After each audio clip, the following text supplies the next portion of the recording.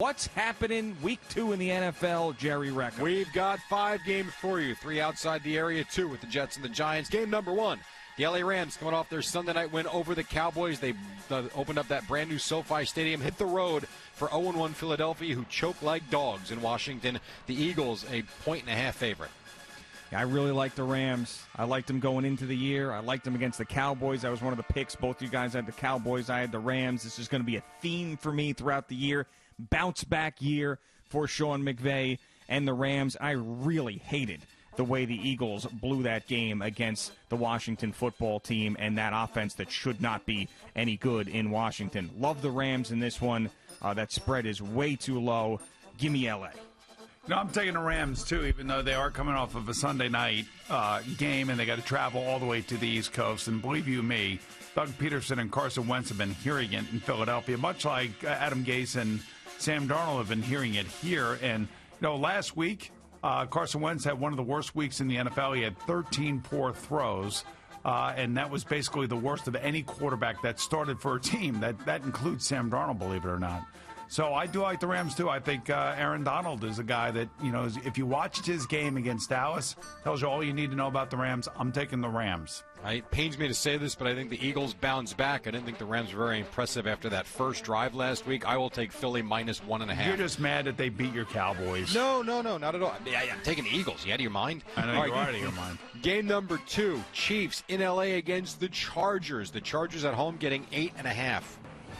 Sometimes it's simple. Sometimes you have to look at the two quarterbacks and say there is no way that a Tyrod Taylor-led offense can keep up with the Kansas City Chiefs. They had the extra time. They're healthy. It's not that big of a trip to go out there to L.A. They've never played in that stadium, the Chargers. There's no fans. There's no advantage.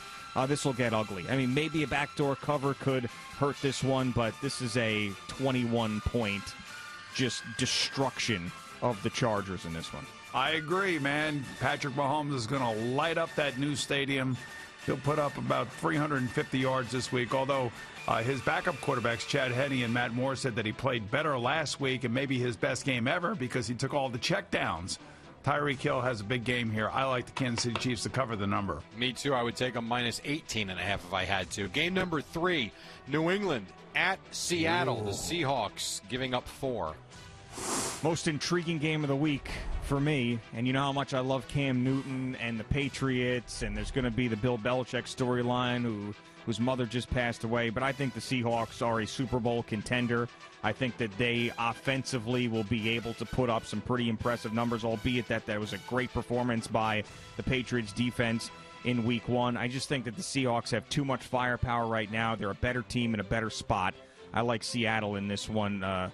Not by a ton, but I think Seattle covers a number and wins. No 12s, meaning maybe one of the hardest places to play in the NFL when the fans are in the building. So like Coach Belichick said last week, it's like a scrimmage. No, it's like a 4-way scrimmage. We're just going to go out there and just go play some football because we love the game of football. And nobody loves the game of football more than Bill Belichick. Russell Wilson is awesome. He is awesome. Jamal Adams is going to get into it with Cam Newton. There's going to be a lot of jawing, a lot of chirping going on. I'm taking the Seattle Seahawks at home. I will take the Patriots and what I think will be a close game plus the 4. Game number 4, we bring it home and local. The Jets plus 7 taking on the Niners. Greg's taking the Niners. Boomer? No, actually I'm not. Believe it or not. Wow.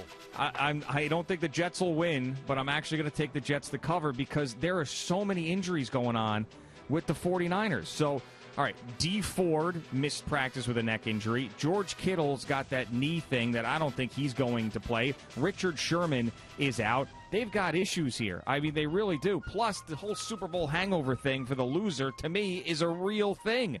And Jimmy Garoppolo hasn't been great for an extended period of time now. I don't know. I actually think the Jets keep this close. If they've got any pride and any guts at all, they play hard in this game after what they've heard this week.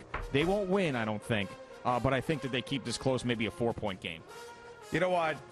For all the aggravation that I've been through this week, because of the Jets and because of trying to support them and trying to... I don't want to hear about it. That's it. I'm going with the Jets. Just for that reason only. I will take the Jets as well. I think they keep it close, have a chance late. And then the Giants in Chicago, another 1 p.m. game. The Giants getting 5.5 at Soldier Field. Yeah, maybe I'm too bullish on the Giants, but I'm going with them. And I think teams like the Bears, where their defense to me is a little bit overrated. It's a good defense, it's a little bit overrated. But teams like the Bears, where their offense is average or below average, I think the Giants match up with them great. Below average. Below average. Below average. The exact type of team I expect the Giants to beat is the Chicago Bears. I think not only do they cover in this one, but I think that they win the game. You know, the Giants did lose by 10 points on Monday night. You know that, right? Yeah, but you know how the game goes. Don't even try to sell me this crap. They were up in the game. They could have. He threw a pick in the end zone. He could have made it 17-16. They played great against a really, really good football team. So don't give me the nonsense. Okay, lots of great pass rushers in this game as well for the other team.